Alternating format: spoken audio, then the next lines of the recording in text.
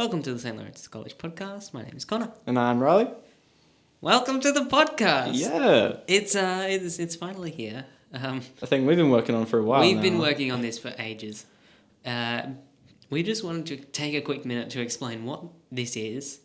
This is going to be an interview-based podcast that we're going to do a couple times every term or more. It's not going to be a regular thing. Don't expect weekly, but it's definitely going to be at least, 2 or 3 a term? Yeah, I mean, it'll be... And what we're going to do is we're going to sit down with people and we're going to ask them questions. Well-known people from the school. Well, it doesn't have to be well-known. We can go and grab some Year 7 student, pop them in the chair. Talking about anything we want. I believe today we have a very special guest. Who is that? We do. And speaking of our special guest, they're walking in right now. We have Mrs Dorge, who is the director of the Addams Family musical. She's here to talk everything about the Addams Family musical. Mrs Dorge, welcome to the podcast. Thank you. You are the director of the musical. Correct. Which is the Addams Family. Mm-hmm. So for those who know nothing about the Addams Family, what is it? Okay, so originally the Addams Family was a 1960s TV show. It was all about this family who just really loved creepy things. That was their whole world, but they still had a warmth about them. So it wasn't all horrible and creepy or horror. They still had a family warmth about them, which is what comes through even further in the musical. So a lot of your grandparents or parents would have watched the Addams Family growing up.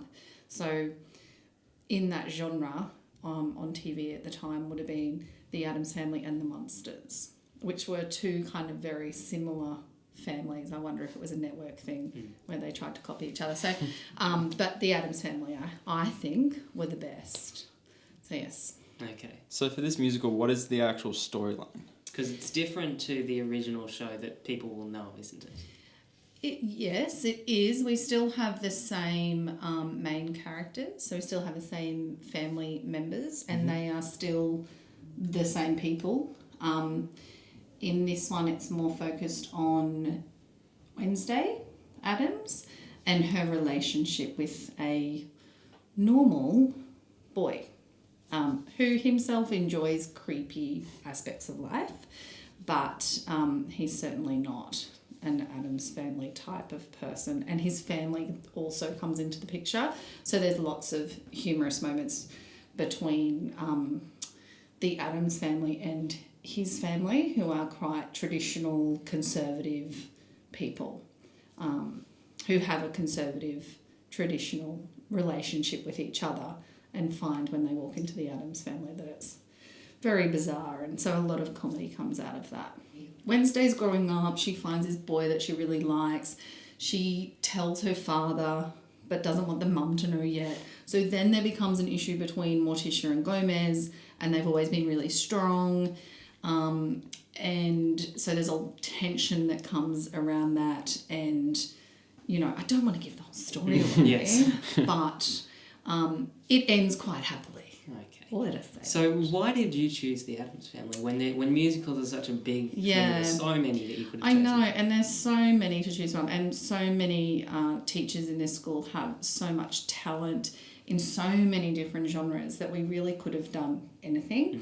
The Addams Family is quite modern, and we have some excellent artistic teachers at this school, and some are awesome at this kind of art. So I think that we're kind of picking up on that. And, the music is super complicated, and the students and the teachers and everyone in the band has been amazing at being able to pick that up and play it.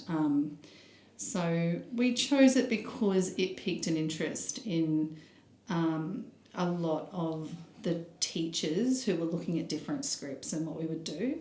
But there's definitely, it's always like, okay, well, we can't do, we had to put some aside and say, well, we'll do them next time, because there are so many excellent musicals around. Yeah. And so how did you approach starting this and casting and all those different things? The approach to this musical has been all about learning for the students.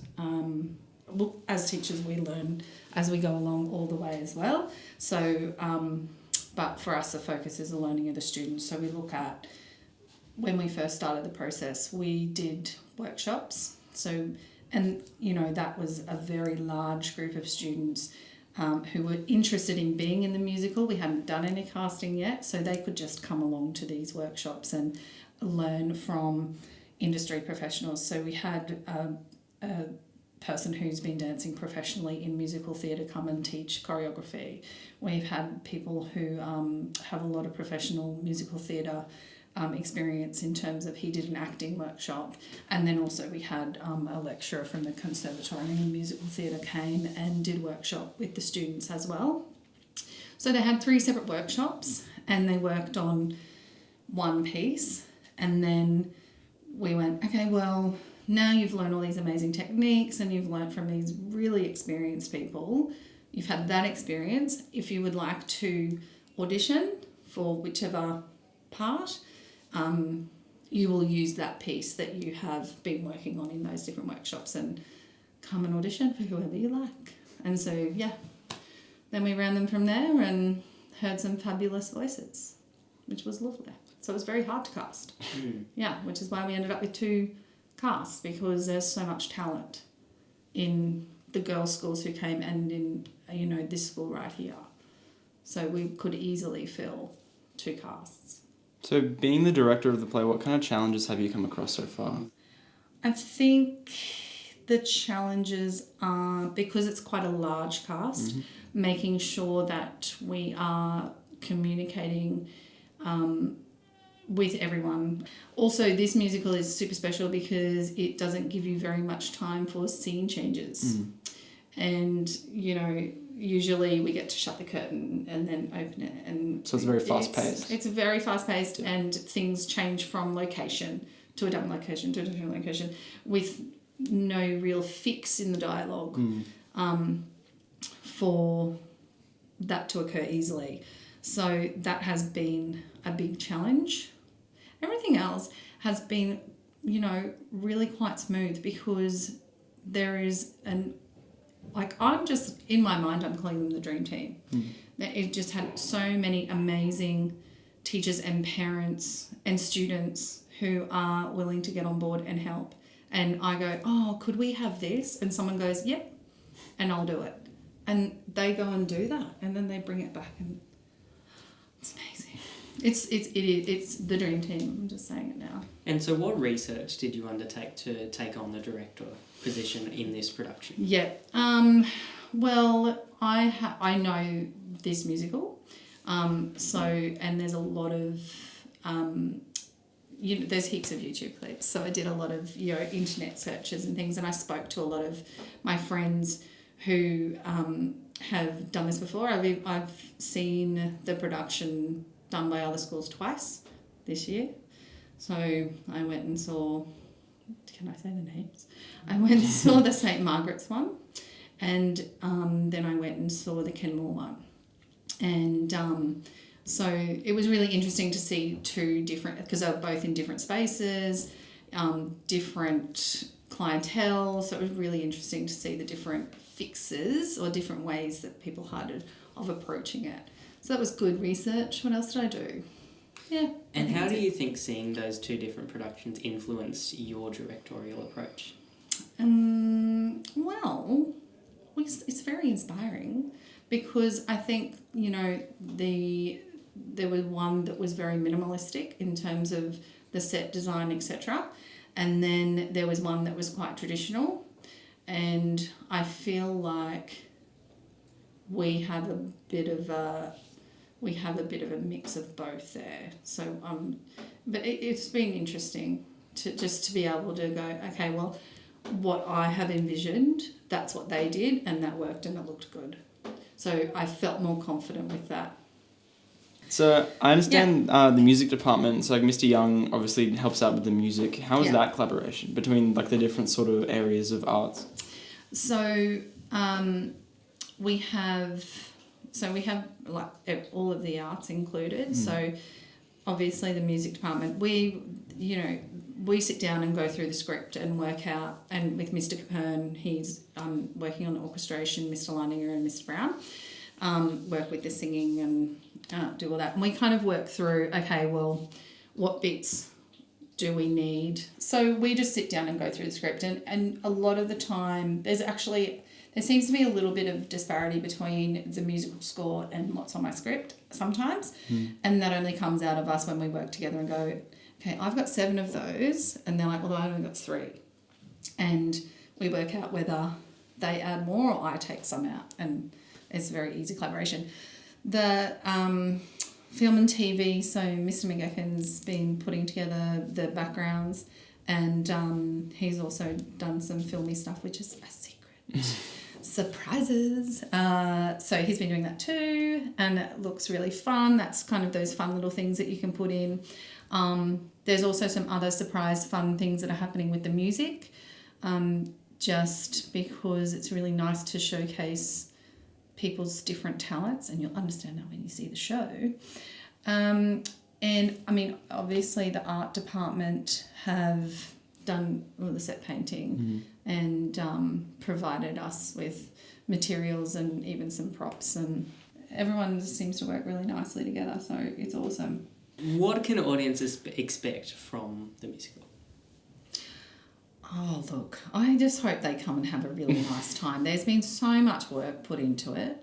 We started at the end of last year with the workshops, and students have done so much work in terms of learning the lines, and the music is not easy. So then the band and the orchestra learning the music, the students learning the songs, and remembering all of that and go over and doing that, and there's been so much work. The foyer is going to be decorated, and it's all just, so I hope they just come and appreciate all the hard work and be entertained by what's on the stage, because I think it's extremely entertaining. So hopefully they will as well. And so, without spoiling anything for the audience, what are some of your favourite parts of this show? Oh, look, if I pick something, that's going to be... Well, the end when this happens and this happens. Yeah. So what I'm hearing is you'll just have to go and see the Addams Family. Exactly. And so how can people get tickets to see the Addams Family? If you go onto the St. Lawrence's website, or you can even just in your Google bar put ERPAC, and it's in What's On, and it's just the very first thing that comes up. And you can just click on that and get your tickets and come along. And we'd love to have a full audience. We are selling those tickets like hotcakes, but we have more to sell. So we'd love to have that. It's a very large auditorium, so if we can fill that up, that would be amazing, because the reaction that the audience gives to the actors on the stage is half of the whole experience. So yeah, buy tickets. All right. Is that all the questions we have? That's it. All Is right. that it? Well, Cool. Thank you very much, Miss Dorge. No and problem. if anybody wants to go see the Addams Family, they can go to the ERPAC website and they can book tickets on there. So thank you very much. Thank you very much. Come on. Thank you.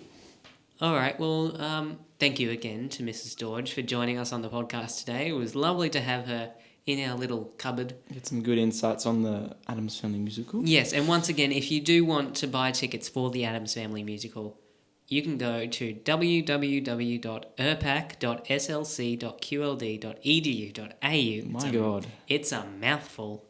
And you can go and buy tickets there on the What's On page. Please come and support. We'll be there too.